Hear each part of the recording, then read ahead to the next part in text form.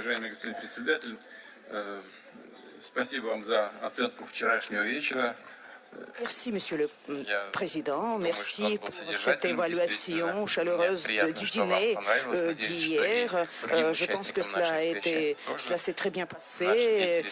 Je suis ravi que cela vous ait plu et je pense que les autres participants ont apprécié cela et justement les invités ont voulu souligner non seulement la jeunesse, le potentiel de la jeunesse, mais aussi le lien entre nos deux cultures. Et je pense que nous avons très bien réussi. Merci pour votre intervention. Vous avez beaucoup dit de choses intéressantes et surtout, je voudrais souligner ce que vous avez dit sur la jeunesse. La jeunesse africaine est une jeunesse créative, pleine de talent et le fait que beaucoup de ceux qui sont présents ici avaient étudié en URSS et parlent librement, couramment la langue russe, justement, ça souligne cette qualité et ce potentiel humain énorme en Afrique. Merci beaucoup. Maintenant, je passe la parole au président de transition de Burkina Faso, Ibrahim Traoré. S'il vous plaît, Monsieur Traoré.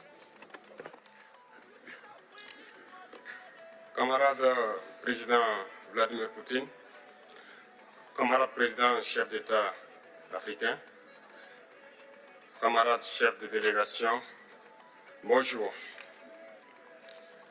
C'est un honneur pour moi ce matin donc de prendre la parole ici et de vous passer donc le salut fraternel du peuple du pays des hommes intègres.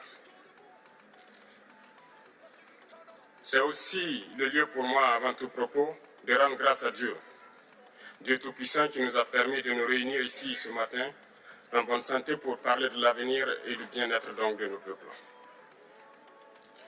Je m'en vais m'excuser auprès des anciens que je pourrais vexer dans mes propos à venir.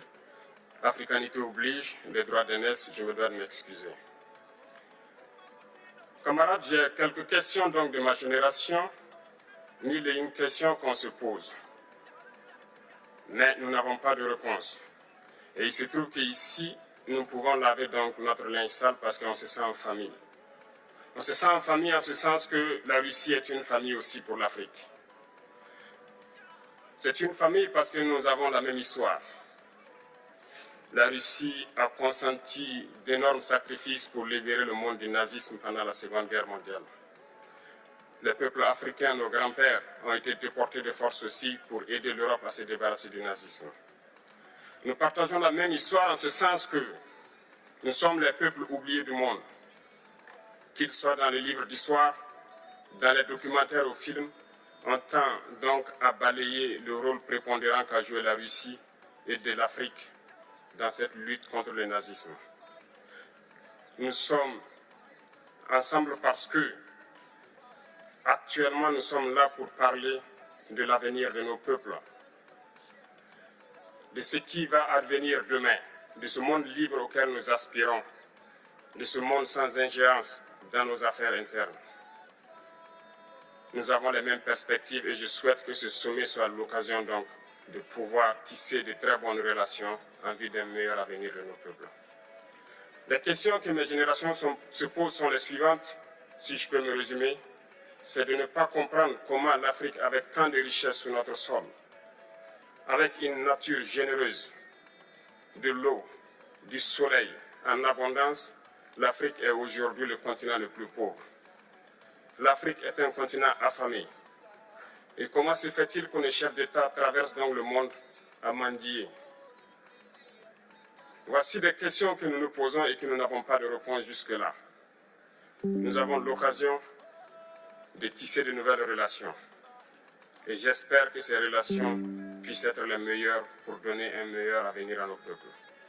Ma génération me charge aussi de dire que, par ce fait de pauvreté, ils sont obligés de traverser l'océan pour essayer de rallier l'Europe. Ils meurent dans l'océan. Mais que prochainement, ils n'iront pas traverser parce qu'ils viendront devant nos palais pour chercher leur pitance quotidienne.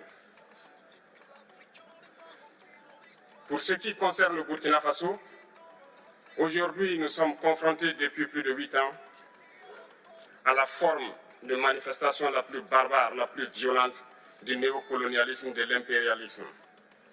l'esclavage qu'on tend encore à nous imposer.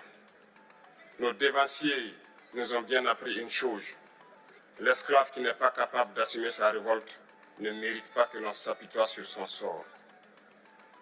Nous ne nous apitoyons pas sur nos sorts, on ne demande pas que quelqu'un s'apitoie sur notre sort.